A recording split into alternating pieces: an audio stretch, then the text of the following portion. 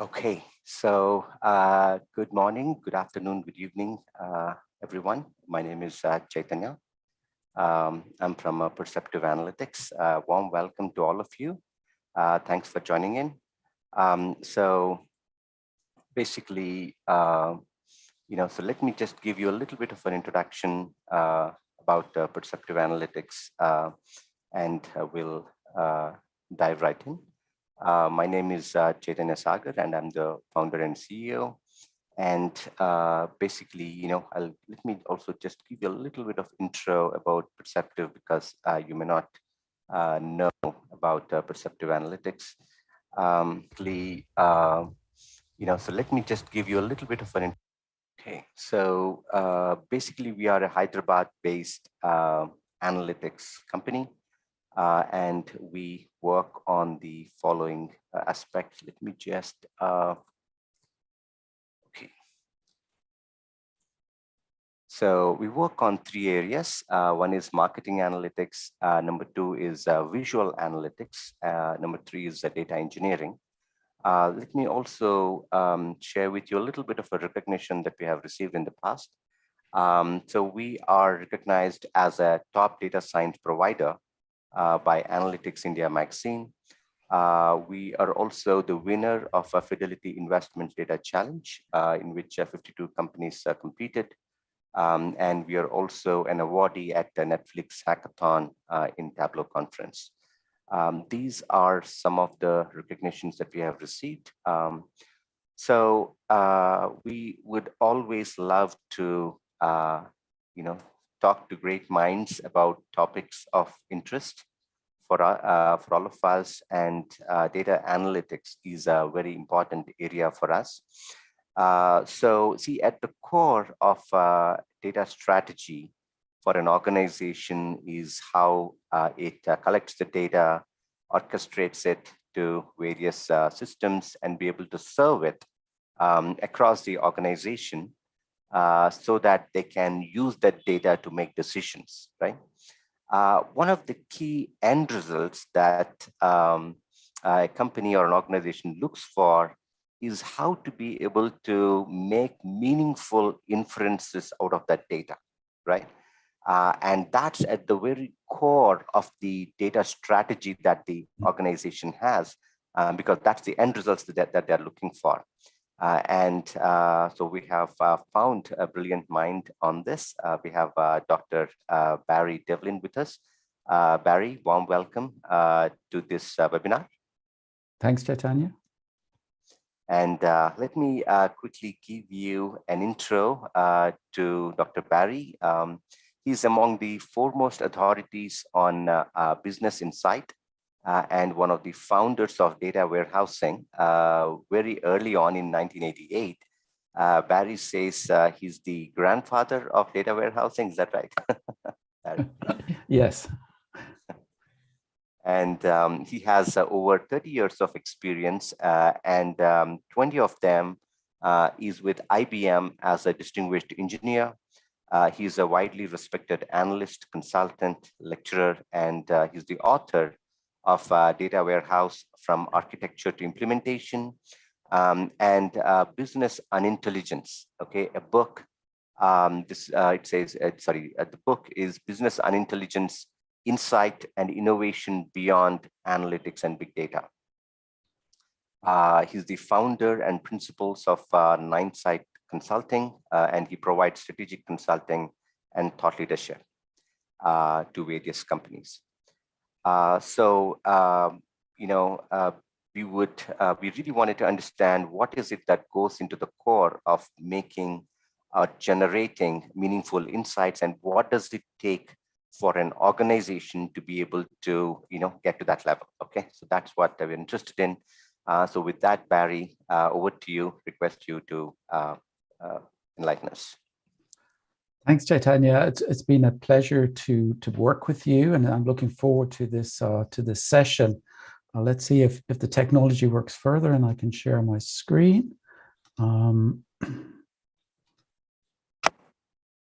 Hopefully, you can now see my slides. Yes. Excellent. Okay. So being asked to talk about BI architecture for analytics, the first thought that came to my mind was the word meaningful. And I'm going to talk a little bit about that fairly quickly. But first, actually, I do want to, well, let me just put up the slide which says what Chaitanya has just said, just to put it there and cement it in your line of sight. But also just to point out to you, there is my email address.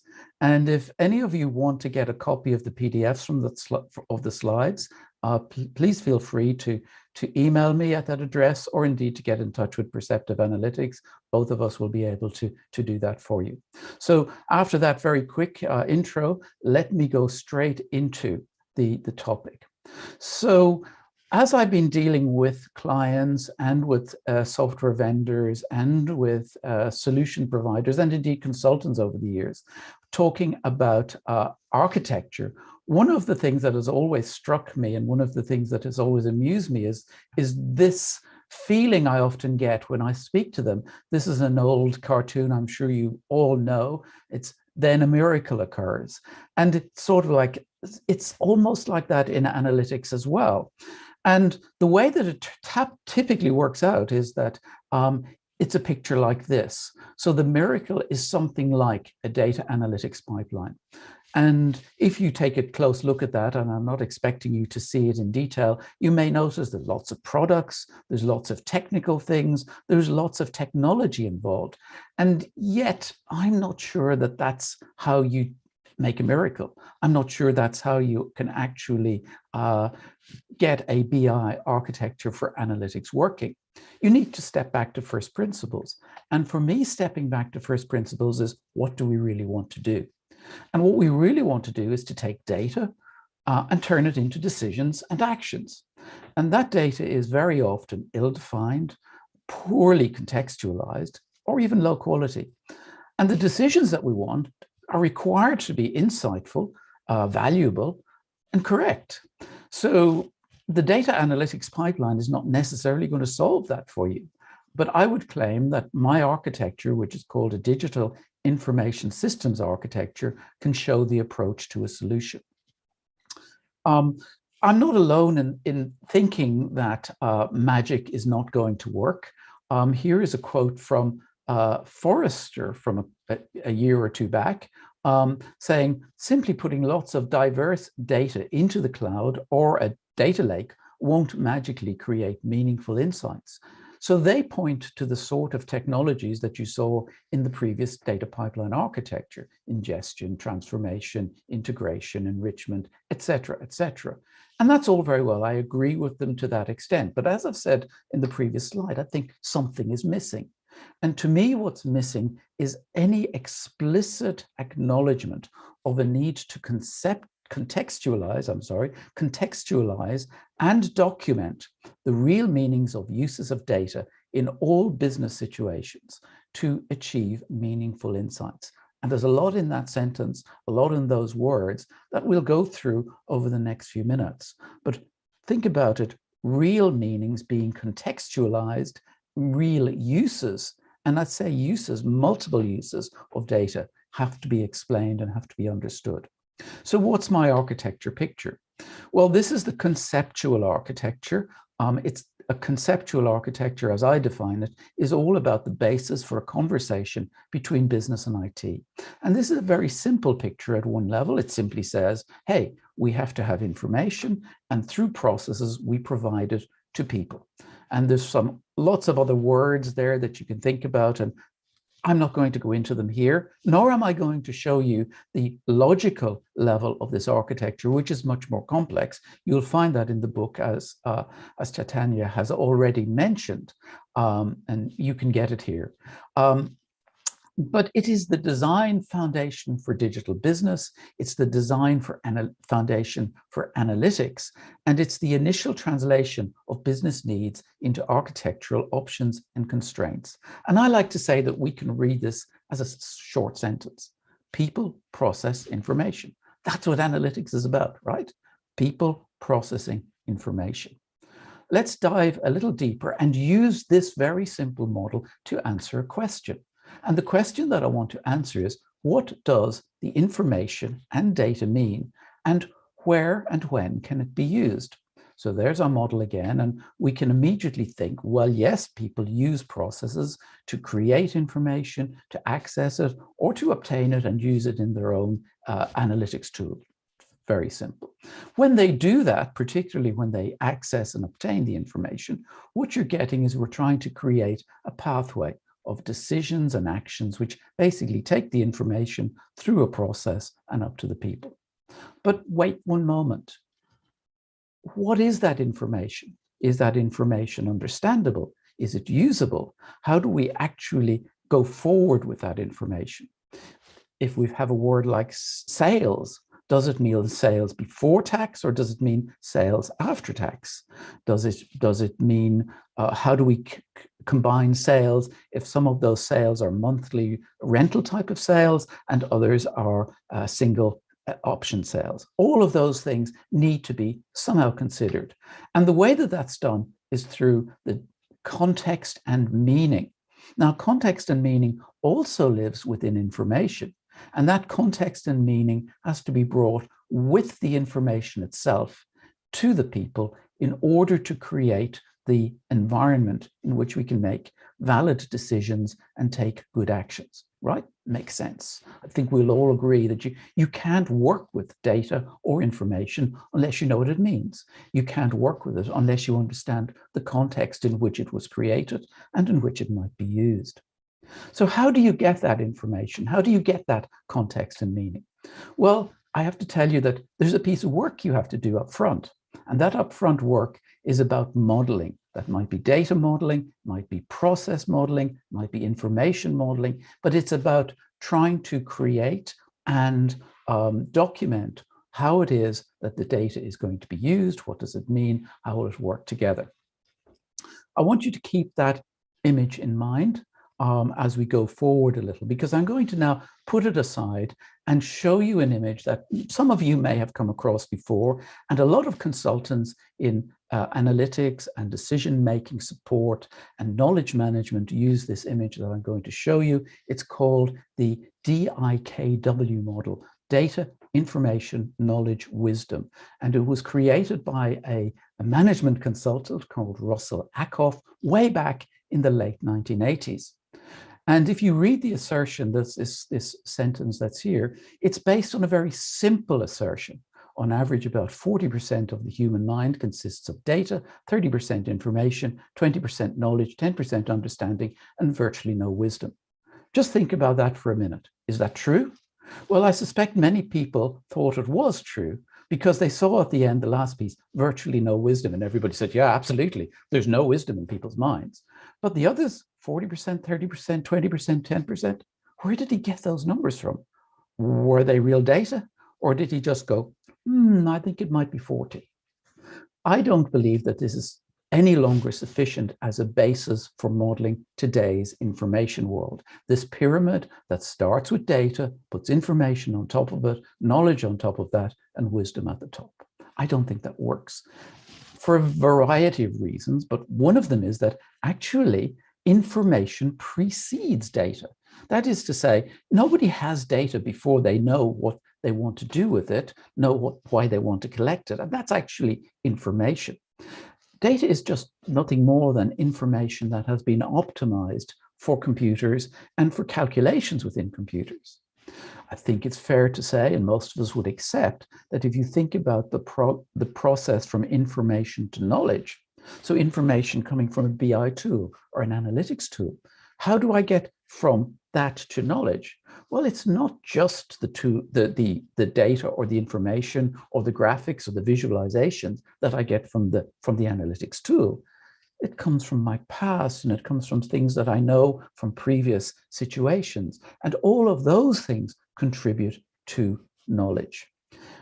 So there are a number of issues with this particular model. I'm not going to go through all of them now, but I found that this was not a good model for thinking about how we get to real meaning and context within information. And I came up with this new model. I call it the manifest meaning model, and M3 for short. And yes, I understand. You look at this first and you say, this is much more complex. This is much more difficult to understand. And yet it's not particularly. Ignore all the arrows for a moment and you'll see that it consists of 3 levels of comprehension. And I call those loci or locuses. So these loci are, first of all, information down here at the bottom, which is the physical information on a computer, consists of data and information, and it's sort of universal and objective in its scope. Above that is knowledge. Knowledge is what happens in people's minds. It's the mental space, the mental locus, and we often have talked about it in terms of tacit and explicit knowledge. And finally, at the top is meaning. And meaning is interpersonal, it's subjective, it's unique, and it's in the social mind. And it's the stories we tell ourselves. And if I could just say to you briefly, what that means is that think about when you are in a decision-making process in an organization, you'll often discover that there's discussions that happen. There's people negotiating what the decision should be, what the interpretation of the data or the information should be. That's a story that we make up about the information. It's not just the stuff that comes from our analytics tools. It's actually the stories that we tell ourselves in order to come to decisions. And those stories are absolutely vital when it comes to understanding what it is that the context and the meaning of the information should be. All of these arrows are simply saying we can move between these different levels and different types of information, knowledge, and meaning via different processes like modeling, like documentation, like sense making, and so on and so forth. The blue arrows are what we do whenever we're doing analytics. The green arrows correspond to the arrows on the right-hand side of the earlier slide, which talked about what we have to do in advance, the modeling and the solution design that we all have to go through in order to create some analytic process. This is what an architecture for analytics and an architecture for trying to understand and map out data would look like. But let's go a little bit deeper and think about what would that look like? How do you actually describe that? Well, maybe when you see these words and you see some of these thoughts, you might be thinking about metadata. And metadata is a word I hate. Metadata is a word to me that is 2 4-letter words. And some of you will gather what I mean when I say that. But essentially, metadata does not describe what we need to do here because it's not data, it's information. And it doesn't just describe data, it describes people, and it describes processes, and it describes organizations, and data, and information. And in many cases, it's indistinguishable from business information for non-IT and some IT people as well. So again, a bit like not liking DIKW, I didn't like metadata. So I came up with this new term, which I call context setting information. And those of you who love American police dramas can remember that as CSI. CSI describes what everything is and does, and you can read what's down here as well as I can, but essentially it's just what I said, everything. It describes everything, what everything is, and what it does. It's the background, and it's the background of processes and people. It's every piece of information that adds context to something else. And therefore you'll suddenly think, yeah, actually, but all information adds context to other information. So in some sense, context setting information and business information are somewhat the same thing. But all of that is what we need to track in order to understand meaning and understand what's going on, where are things, why do they happen, how do such and such happen, and so on. And what that means is that we can see that this particular thing, context setting information, which lives down here in information, it's physically stored on a computer, remember? It's the stuff that we put into data catalogs and business glossaries and all of those things, describes at some level the technical basis of what it is we've got here, the structure and the content of the information, but it also needs to talk about knowledge, the know what and know how and know of, and the meaning, the know why. All of those things are part of context setting information. And it's context setting information that will help us to move from information to decisions and actions, as I'll show you in the next slide. So here's our model again. I put in some, I've simplified the background. I've also put in some little words here to give us insight as to what's going on.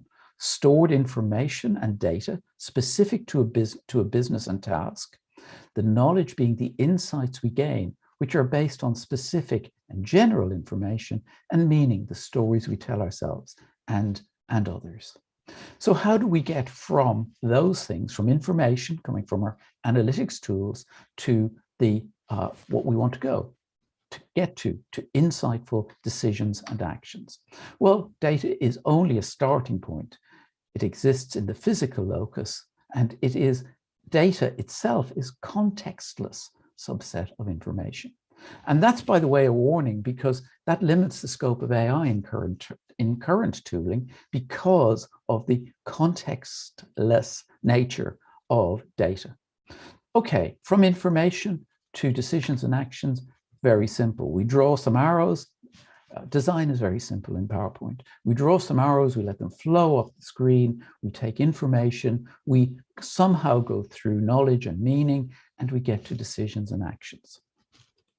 Now, all of that is not really thought about whenever we design our BI systems and our analytics systems. And that's a real problem for me, because there are some very interesting things that are going to go on here. In particular, we need to take into account two pieces of the way the world is, the way people are, in order to understand how this works. Knowledge contains something that we often call gut feel. And some of our consultants and some of our analysts will say, get rid of gut feel. We really don't want to have any gut feel, just be data driven. I disagree. Gut feel is at the heart of being human. It's really a part of how we and our brains and our minds work. And we need to understand how that works in order to understand that knowledge is cumulative. It's dependent on personal and societal experience. And often knowledge is emotional or intuitive in nature, and that needs to be included within our thinking. So gut feel is something that we have to allow for and to keep in mind within our architecture. At the next level up, even more difficult is this idea of motivation. So we're social animals. Business is a social enterprise. And that means that when we get to meaning, we're actually interested in how people react and how they feel and what it is that we're going to do and what we're going to achieve in personal terms and in societal terms and in organizational terms with our actions. And this is where ulterior motives must be considered. Think about decisions which are not in the interests of the organization, but might be decisions which are taken to line the pockets of the executives of an organization.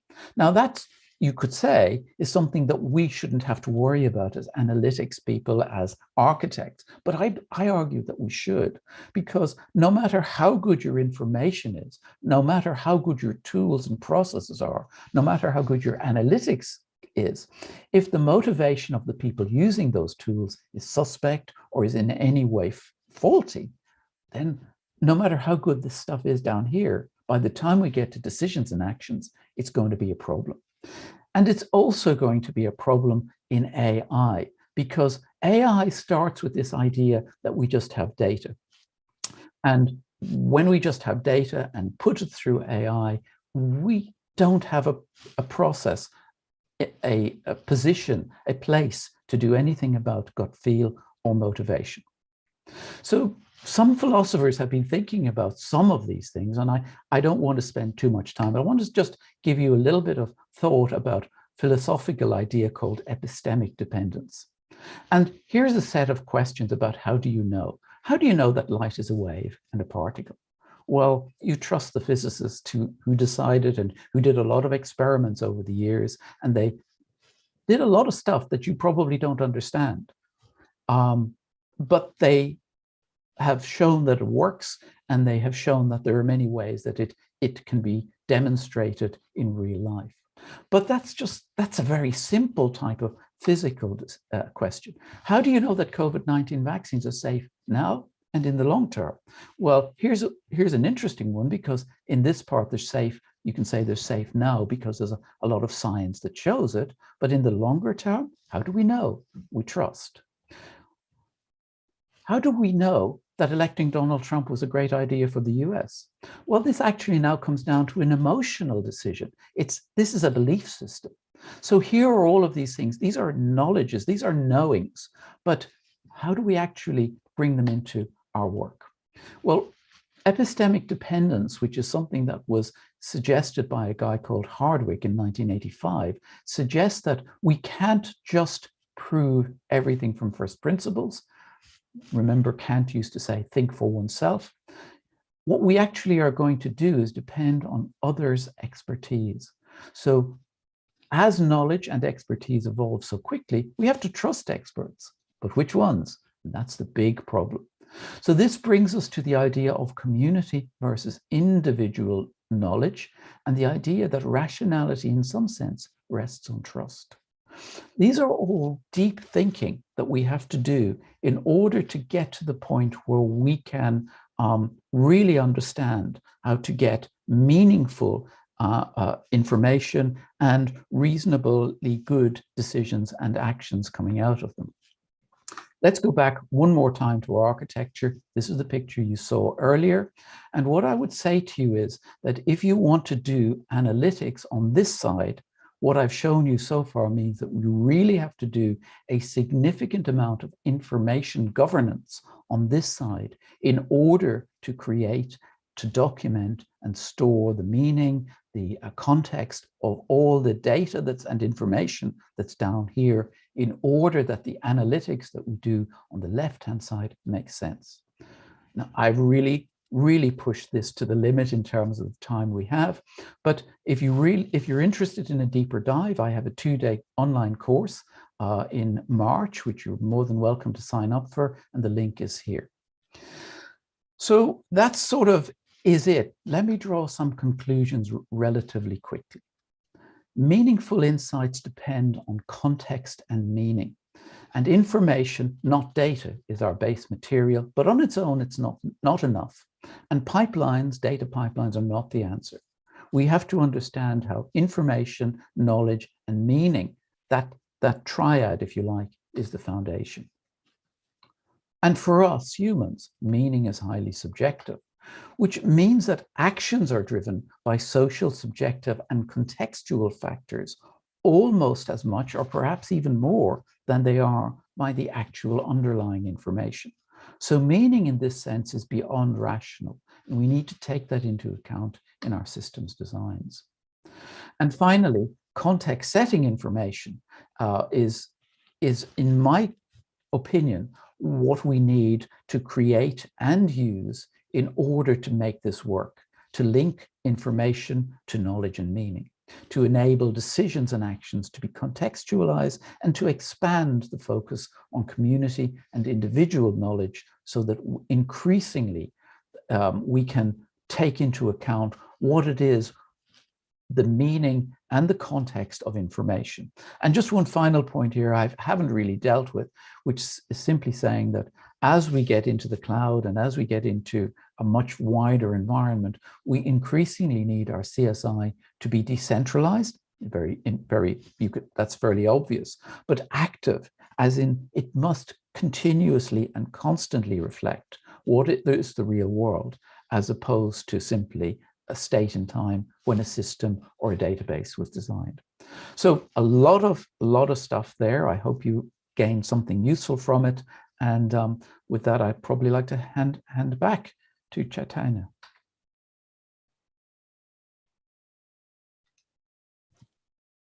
Great, awesome. We have a few questions, Barry, so let's take them, if that's okay with you. So the first is from Sai Krishna. So what's the biggest challenge in generating meaningful insights from a company's, like, you can call it maybe information, sort of all the apparatus put together. So basically, I think maybe, if you can dwell into some of the recent consulting assignments that you have done in a real life situation, what are the constraints? In many cases, I have to say, the constraints turn out to be the people and the organization involved. I mean, we as technical people, as IT people, as software people, often focus on the technologies involved. But in my experience and in my consulting life, I've often found that really getting to understand and to speak to the people involved in the decision-making processes is very important. So you begin to recognize very quickly when you do that, let's say, and here are just some examples, that the people in the finance department and the people in the sales department use the word customer differently. And when they talk to one another, they often don't recognize it. And so when you then try to create a system that brings together data or information from various systems, which meaning of customer are you going to use? Which meaning are you going to put into your warehouse or into your analytics tool? And finding a way, first of all, to create a common consensus as to what the base is. And then on top of that, understanding that you have multiple different meanings that have to be supported is a very important step. Some of you may remember the phrase, a single version of the truth. I'm not sure that I really agree with that. I think there are multiple versions of the truth. It simply depends on how you look at it, but they have to relate to one another. You have to be able to contextualize your truth so you know how it fits there. So is there also a possibility that, so if you look at how you talked about the sense-making piece of it, right? So you had those three different layers, right? Is there a way by which we could, I wouldn't say automate the sense-making, but largely expand the scope of that sense-making in such a way that the tools do most of the job and present the right information, right context, etc., to the users, so that the dependency and the I would say while I think the contextualization is sort of necessary, but the dependence on people sort of decreases a little bit. What are your thoughts? Well, I think you can't eliminate the people from the process entirely, and I think that's what I was trying to show with the two sides of my picture, where there was one side which was using the information, the other side which was, if you like, creating the context. Yes, I think you can get the tools to do some of that work in terms of mining, data mining or text mining documents and looking for relationships within the structures of the data. Some AI tools do that, but I really think you need to get very closely involved with the people who know the data and who know the information and the uses of the information, and document it. I mean, information or data governance tends to be a sort of boring subject. So no, don't talk to me about that stuff.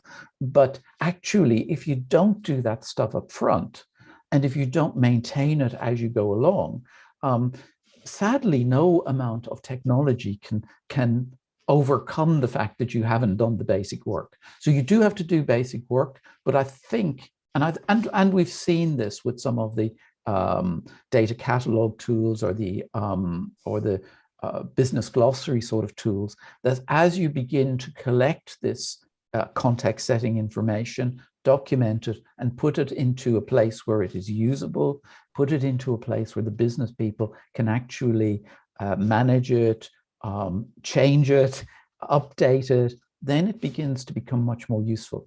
But I would not want to be cutting the people out of that loop altogether. Okay. So the next question, see, basically in business, making the decision at the right time is very critical. So many times, some managers actually say you can make a wrong decision, but not making a decision is more expensive than is more expensive than making a wrong decision, right? So businesses do look for really quick decision making to happen. I'm just trying to understand in the model that you have shown, how does the speed sort of come into picture, and how can it deliver? Can you just touch upon a little bit on that? I think, yeah, you've hit the nail on the head here. This is a very difficult question to answer directly. When you start looking at it in terms of the overall model, I think what you have to take into account is the fact that human beings and the way that we make decisions and the way that we process information and come to decisions, we're different. Some people are very fast and just go bump, bump, bump, and the decision is made. Other people can end up in analysis paralysis. Now, how can a tool help us with that? Well, of course, we could argue that a good analytical tool or a good BI tool will help to reduce the amount of analysis paralysis. But of course, the more information and the more data that you provide to somebody, of course, the slower their decision-making process will tend to be, unless they're the sort of people who say, oh, don't bother me with the information, I've already made my mind up, and can you find me some piece of data that supports my decision? And I think this is how, when I talk about motivation, it's one of the aspects of motivation, but it's not something we can really handle very well with the tools. I mean, at some level, we do have some hopes that AI tools built into the BI tooling and built into analytic tools may be able to, let's say, winnow down the data to something that is more relevant. But it's a difficult task. And I've gone through various stages of faith and despair when it comes to AI tools. I mean, a few years ago, I think we were all thinking AI is going to solve all the problems of the world. I'm no longer in that situation. I think we're going to be. I think it can do a certain amount. It can do a lot of the grunt work. Let's put it that way. But I really do want us to put faith in people. Yeah, got it. Yeah, I think in addition, AI does help wherever things, if you have a lot of routine work, a repetitive work, right, a low-end work. I think those are the, I would say, at least at this point in time, those are the low-hanging fruits. And if you look at where companies are investing as well, that's where companies are investing, right? So, and yeah. Yeah, I see AI on a spectrum of automation to augmentation, and it is a spectrum. At one end, automation is the low-hanging fruit that you've just mentioned. And that means the processes are well understood. The data is relatively simple. There are a limited set of alternatives. And I think AI can help speed up that process. It may have some interesting impacts on employment, but that's another matter. But AI as a basis for automation is probably pretty good, right? Yes. However, when you go to the augmentation end of the spectrum, which is using AI to help people to make decisions, and that's often what the AI vendors tend to push AI for, because as I just mentioned, automation can get people, let's say, worried about the possibility of losing their jobs. Augmentation is what the AI vendors often push, but I'm not sure that it is yet that good. It can, I think, help us to narrow down the scope of the data that we're looking at.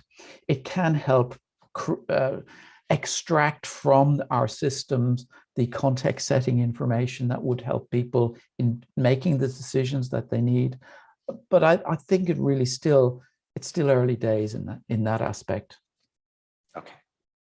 So see, cost is an important aspect, right? The cost and the time as well are both intricately related, very relevant for managers to make decision about how much do we want to implement in order to generate meaningful insights at the end of the day.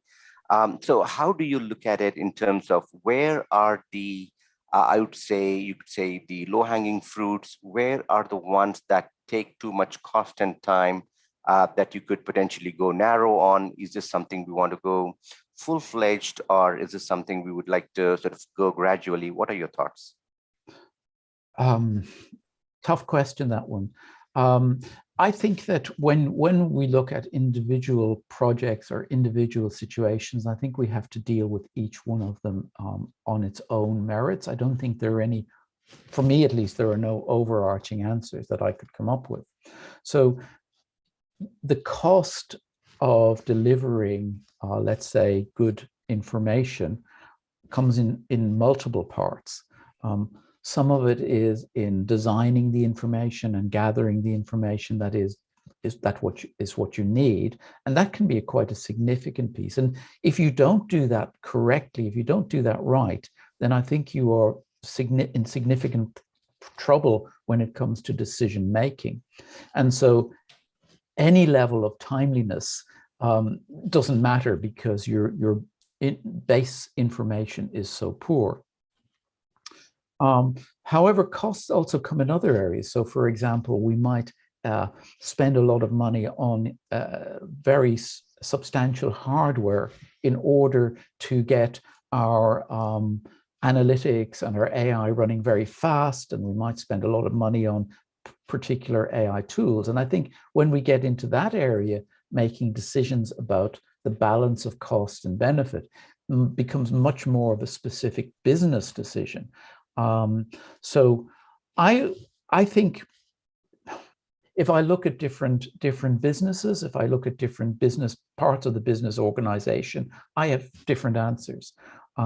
So, for example, if I was looking at a financial services company, I would be saying, hey, you need to spend a lot more money making sure that your data is right, your information is contextualized, and you can do, let's say, your fraud analysis at the correct speed. But you have to have all of those three things.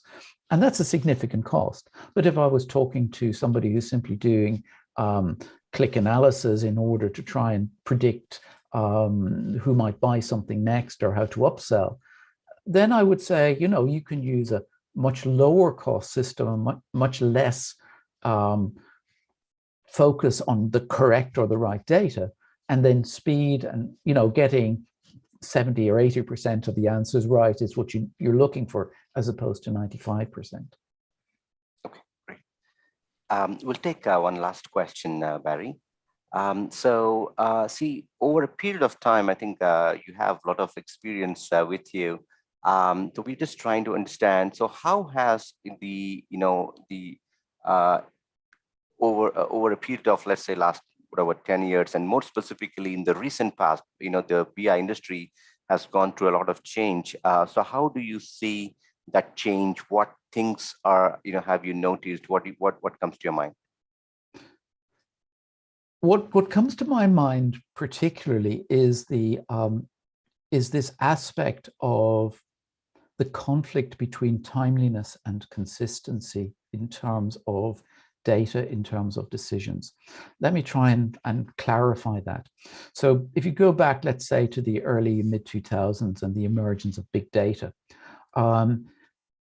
looking behind the big data itself, the focus of people who were delivering it and analyzing was all about, I need to do it fast, I need to get it there quickly, let's make quick decisions. So timeliness was of paramount importance. Go back another 10 years, and what you might have would be a focus on consistency. When I did the first data warehouse, consistency between the marketing data and the finance data and so on was what was important. Now, I think today we have to find a way to balance both timeliness and consistency, and you see that in ideas like data mesh and data fabric, data lakehouse, all of those aspects. Excuse me.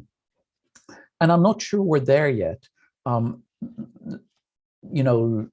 Read the data mesh literature, and it's still very much a focus on timeliness. Read data fabric literature, and you get much more focus on consistency. I think we are moving towards trying to resolve that conflict between the two, because it is a conflict. You can't have both without spending a huge amount of resources, time, and money to make it all happen. But I think we're going to have to get better at balancing timeliness and consistency. Okay, great. Barry, with your permission, there's one more question, interesting question. Is it okay? There's always one more. So this question is from Sina. He says, see, when and how often should a company revisit their data strategy? When and how often? Again, I'm going to say that I'm going to give you the consultant's answer. It depends. It does depend on your industry. Some industries are much faster moving than others. In let's say in a retail industry, which has been highly changed and rapidly changed, let's say over the last few years with online shopping and so on and so forth, I think in that instance, I think you're going to have to revisit your strategy regularly, let's say every couple of years, maybe 3 years. I'm not sure. Strategy is one of those things that's very difficult to really say these days, we can have a 5-year strategy. I don't think you can do that. I think what you have to have is a revisit it, look at the bases and say, do we need to go deeper, and then make a plan. If I think you're in somewhere like the financial services industry, and maybe the folks in financial services will disagree with me and say it's all changing very fast, but I think it's a lot more stable there in terms of what we do and what the underlying aspects are. And so addressing strategic issues in that industry might be slower.